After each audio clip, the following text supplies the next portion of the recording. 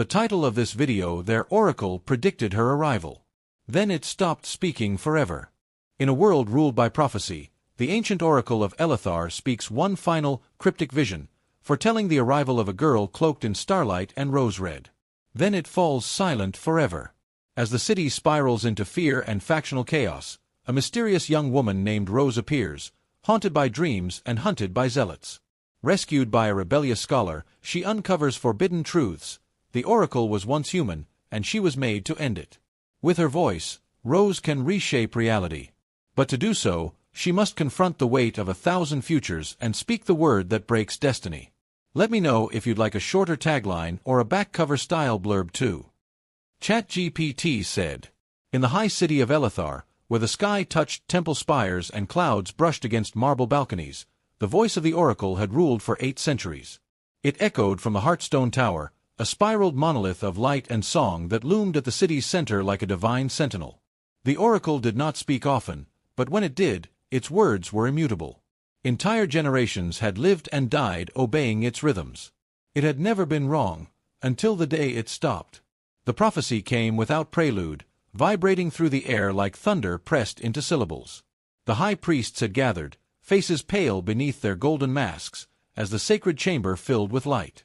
She walks beneath fallen stars. She wears the blood of roses. Her voice breaks truth and time. And then, nothing. The chamber fell silent.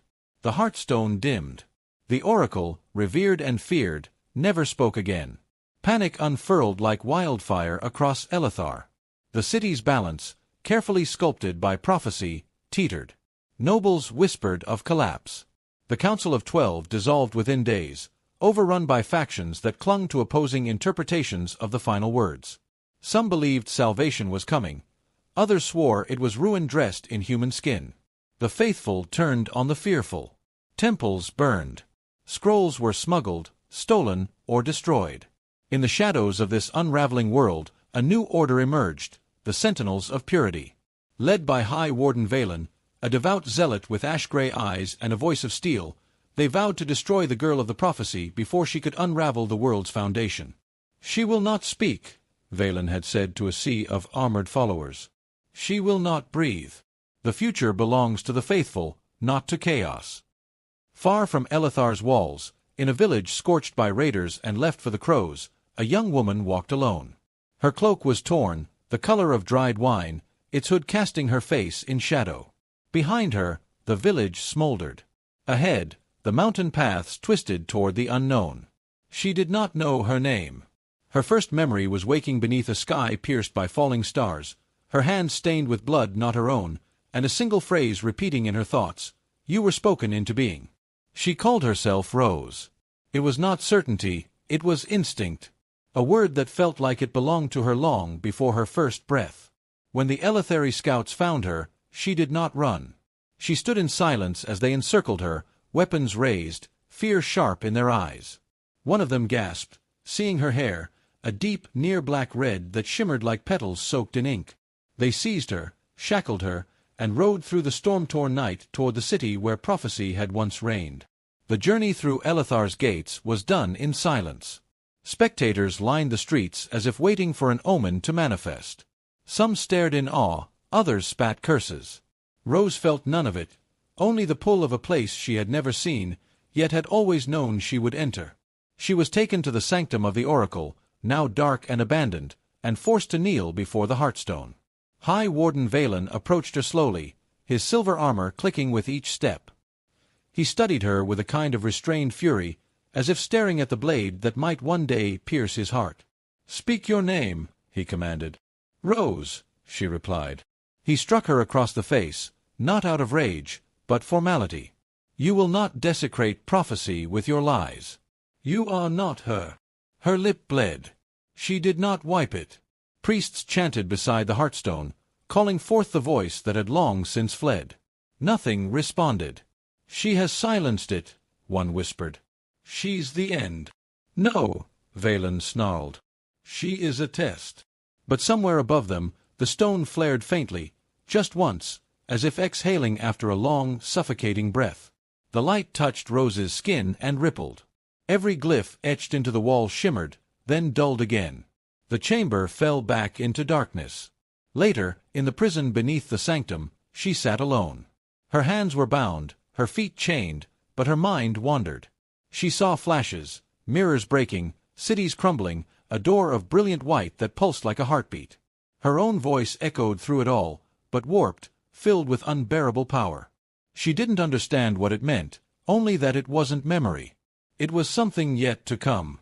That night, a soft voice spoke through the iron bars of her cell. "You're not what they think." A young man stood there, face partly hidden by a hood. He held a worn satchel, a faded emblem stitched on the strap, the mark of the Archivum, Elethar's forbidden library. "They call me Kale," he said, glancing over his shoulder. "I've read what the rest were too afraid to preserve. And I think you're not the end. You're the beginning." Rose stared at him, eyes unreadable. "Do you want to know who you really are?" he asked. "I want to know why the world fears me," she replied. Kale smiled faintly. "Then come with me when the locks fail. Tomorrow. I'll show you the truth the Oracle could never speak." From far above, in the halls of silence where the Oracle once sang, a breeze stirred ancient dust. And the city of Elethar held its breath. The cell door creaked open with a whisper rather than a cry. Kale stood motionless for a heartbeat, waiting to see if any guard stirred. The hallway outside Rose's chamber remained silent, cloaked in the stillness of the sanctum's lowest level. He stepped inside, eyes flicking toward the chains at her ankles. The key in his hand trembled slightly. "I thought tomorrow," she said softly, voice more curious than accusatory. "It became today," he replied. "They've moved your execution forward." Rose rose to her feet, slow and deliberate. Kale unlocked her bonds without ceremony. She studied his face, as if trying to decide whether to trust the kindness behind his eyes or suspect the weight in his silences. Outside the prison wing, they moved like shadows, hugging the narrow corridors carved into the city's foundation. The route Kale had planned wove through the disused tunnels of the Archivum, once the scholarly heart of Elethar, now sealed and condemned by the High Order. The official story was mold and collapse. The truth, Kale had discovered, was far more dangerous, unapproved knowledge. They emerged into a chamber lit by cold, flickering crystal orbs. Scrolls, tomes, and etched stone slabs filled floor-to-ceiling shelves. Rose paused, scanning the labyrinth of texts. "It's a graveyard," she whispered. Kale nodded. "And a birth site."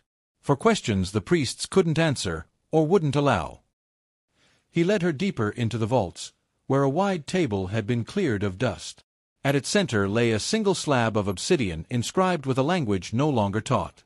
Kale traced the sigils with reverence. "This," he said, "is from the time before the voice. When seers weren't machines. When prophecy wasn't a tool of rule." Rose leaned closer.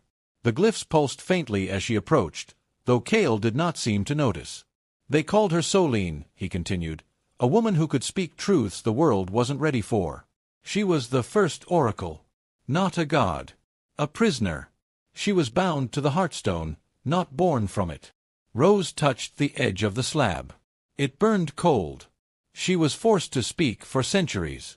Her own thoughts bled out until only the voice remained. And when she saw you coming, when she saw what you would be, she chose silence. Rose met his gaze. "You believe I was the final prophecy. I believe you were the escape she never had." Soldiers discovered the empty cell an hour too late. Valen's fury was not explosive but glacial, the kind that moved mountains. He summoned the Sentinel elite and ordered the Archivum sealed completely. "She will flee into the past. We will bury it with her." Meanwhile, Kale and Rose climbed the broken stairwells beneath the city, emerging into the wild hills north of Elethar under the cloak of darkness. The stars overhead were too still, the night too quiet. No animal stirred. No wind touched the trees.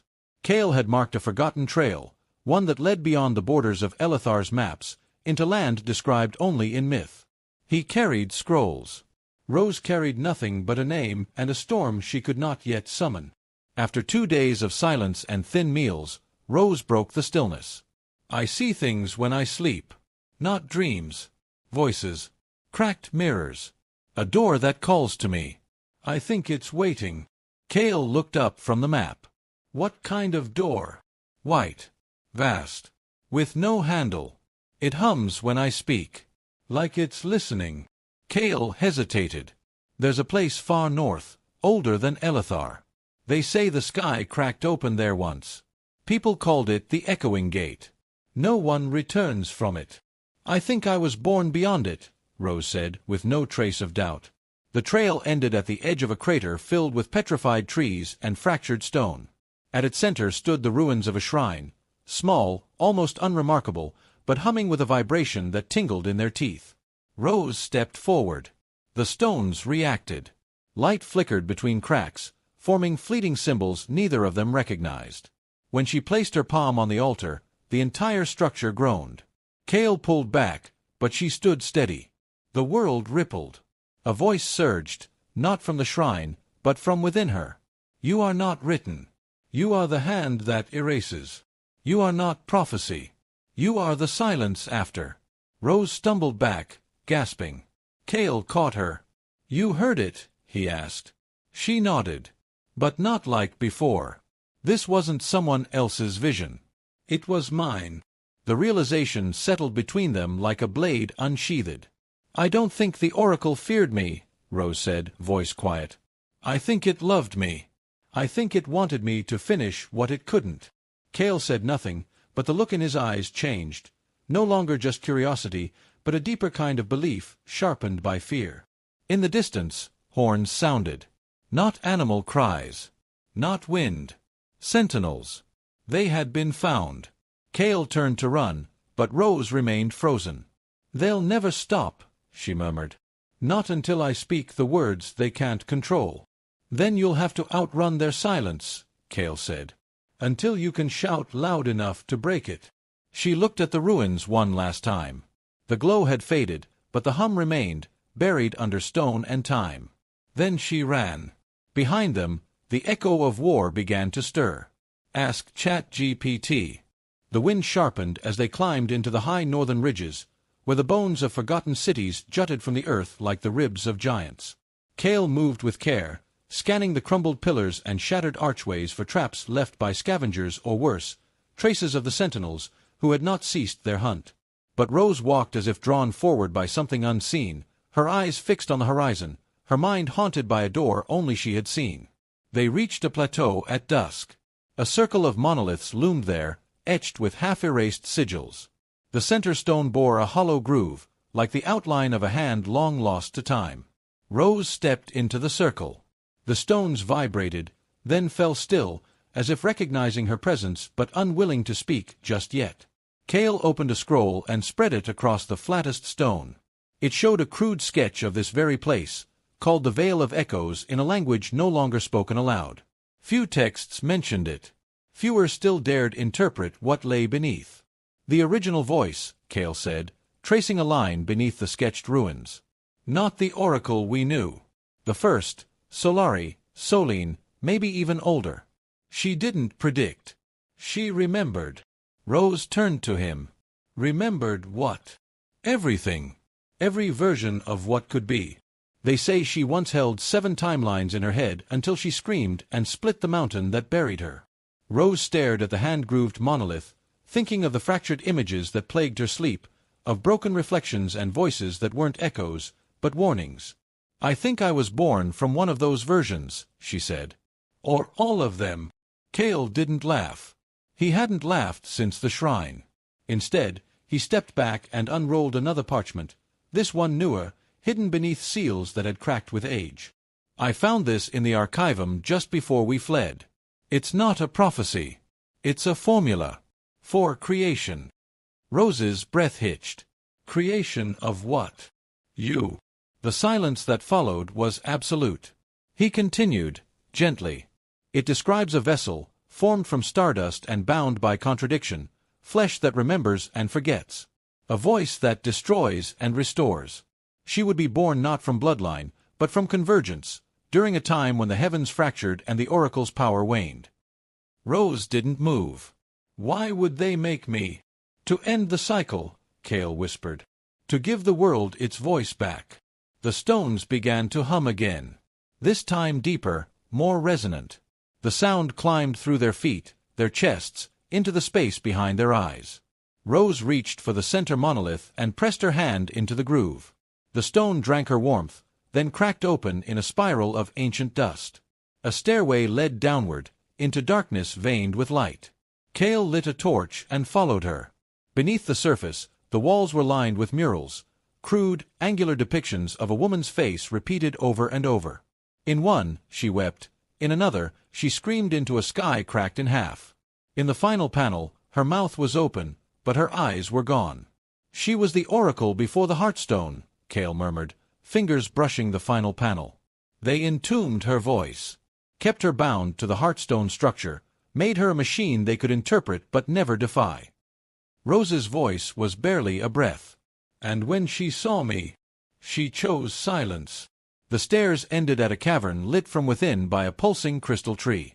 Its branches glowed with threads of violet and gold, suspended in a slow ripple like a heartbeat paused mid-beat. Beneath its roots lay a stone table. Rose approached and, without instruction, climbed onto its surface. Kale tried to speak, but she raised a hand to stop him. The tree pulsed brighter. A chord resonated, a harmony so ancient it didn't sound like music, but memory. Rose closed her eyes. The visions returned, clearer this time. A girl born of nothing, walking through thousands of fractured lives. In some, she brought ruin. In others, salvation. In all she spoke, once, and the world was rewritten. She saw the oracle's final vision, Rose standing in Elethar, her voice unraveling the chain of prophecy that had ruled for centuries. Not a war cry. Not a spell. Just truth, unfiltered and free. The tree dimmed. The resonance faded. She sat up slowly, eyes wide. "It's not me they fear," she said.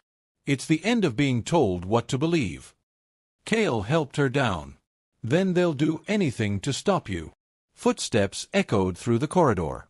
Steel on stone. Kale spun, eyes wide. "They're here." Rose stepped past him toward the stairwell, not with fear, but resolve. "Then it's time I speak." A dozen sentinels poured into the room. At their head was Valen, face half-shadowed by his obsidian helm. "Rose," he said coldly, "you've wandered far from your cage." She stepped forward, light from the crystal tree dancing in her hair. "And you've wandered far from truth." "You are an aberration," he snarled. "Born from heresy. Made to end order. This world cannot survive without the oracle." "No," she said calmly. "It can. It just never had the chance." Valen raised his blade. "You will not have the last word." But even as he advanced, she opened her mouth, and the walls trembled. Not with noise, but silence deeper than void. A silence that pressed into the bones, silencing thought, command, fear. Kale dropped to his knees. Valen staggered. His blade clanged to the ground. Rose's voice followed, not a scream, not a shout, but a single word filled with unbearable weight. "Enough." The light in the tree flared. The murals cracked. And the mountain began to shift. The sentinels fled. Kale remained still, staring at her as dust rained from above. "What did you do?" he asked. "I remembered." She turned back toward the stair, the crystal light now flickering behind her. "Let's go," she said. "There's still a future to rewrite. Ask ChatGPT." They returned to Elethar under a storm-blackened sky.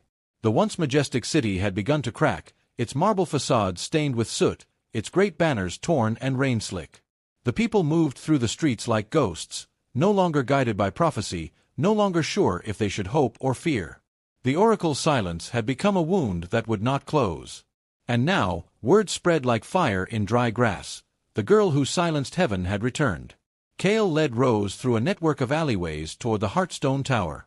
Its spire still rose into the clouds, but the pulsing glow at its peak had long since faded. Armed sentinels guarded the gates, their faces unreadable beneath their helms. But they did not stop her. Some stepped aside. Others knelt. Inside the sanctum, the chamber where the oracle had once spoken was draped in shadow. Only the faintest flicker of ancient glyphs remained along the curved stone walls, like the afterimage of a dying star. The Heartstone itself stood dark and dormant, Its surface cracked from the inside. Valen was waiting at its base.